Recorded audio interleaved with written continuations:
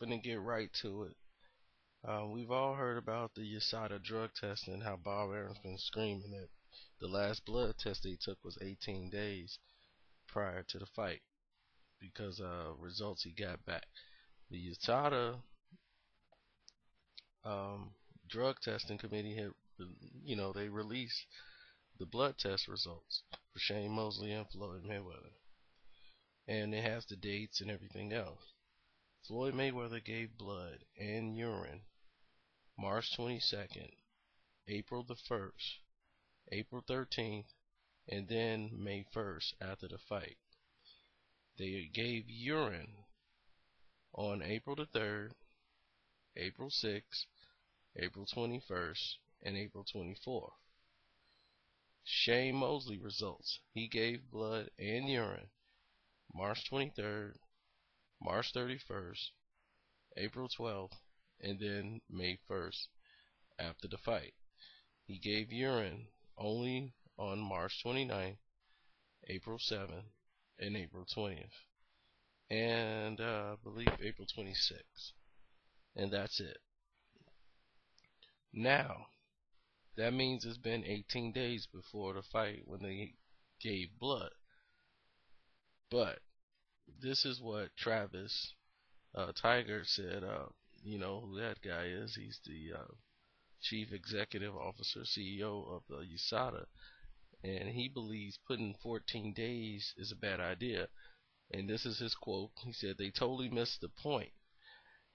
You know, if you were going to be tested within 14 days, you could cheat and get away with it. It's our right to test at any time, 30 days before the fight, 20 days before, the week of, the morning of. That proves to be the difference. If you block out a period of time and say you can't test during this period, an athlete can cheat and get away with it." And then he praised Mayweather and Mosley and fully embraced the program, and they constantly professionals that they are throughout the entire process. But they believe 14 days is a reasonable cutoff. But Leonard Ellerby from Mayweather Promotions also said random is random. It could be at any time. That's what random means. If Floyd Mayweather does decide to fight again, random blood and urine testing will be part of it. Period. So, at the end of the day, like Schaefer said, it's about protecting the fighters and doing something positive for the sport. And I agree with everything that has been stated on that part. So they're not agreeing to the 14 days. If Manny would have took the test, it might have been 18 days too. But it's the randomness of it. If you know you're not going to be tested within the 14 days, you can cheat. That's how simple it is. Okay? They didn't know it was going to be, there was no cutoff date at 18 days. The tests were random. It just happened to be 18 days before he took the last blood test. So that's the issue right now. That's why you don't see Mayweather jumping up making any statements. There's no statements to make. Bob Arum himself said this fight will not be negotiated in the public. It'll be behind closed doors. And what does he do? He comes right out and starts yelling about the blood test being 18 days, which means it holds no weight to anything. That's just how it ended. So if Mr. Scary Man decides to take the test, it might have been 18 days. It could have been 20 days. They have the randomness of it. That's what keeps you on your toes, that you don't know when they're coming. They could come the day of. You don't know, so you can't take anything. And that's what the point of people are missing. And let's talk about another issue right now, and that's the issue of the draw. This is what they were for. It was to solidify there was no winner. How could we take a fight away from either fighter? But as we see over the past 10 years, or even longer than that, even back in the 80s, the draw has been used to protect certain fighters.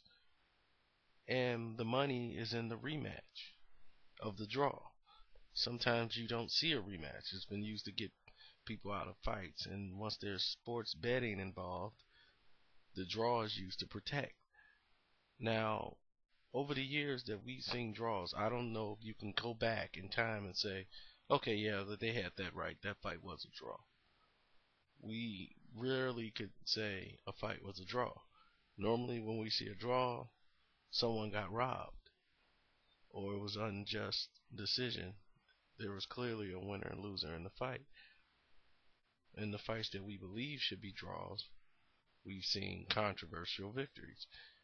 So back in the days, wasn't that long ago, two fighters signed a contract.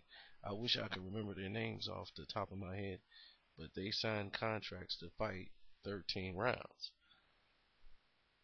and so that they could be a winner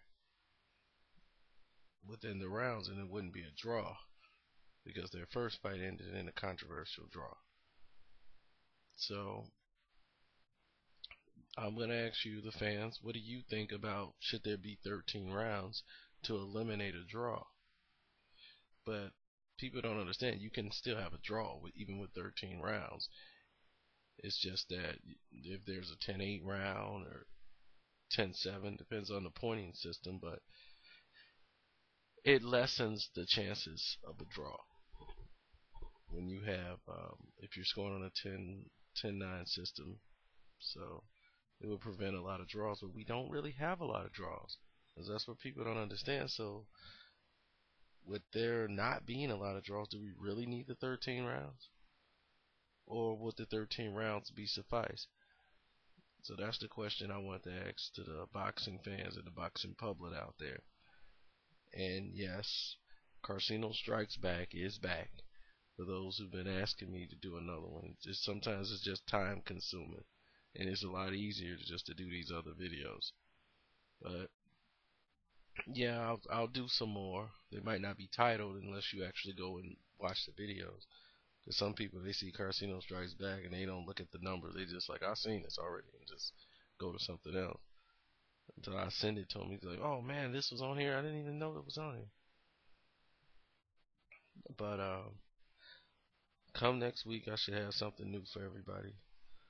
So I'm out. Pacquiao fans, enjoy the information. And hopefully it was helpful and informal. But peace.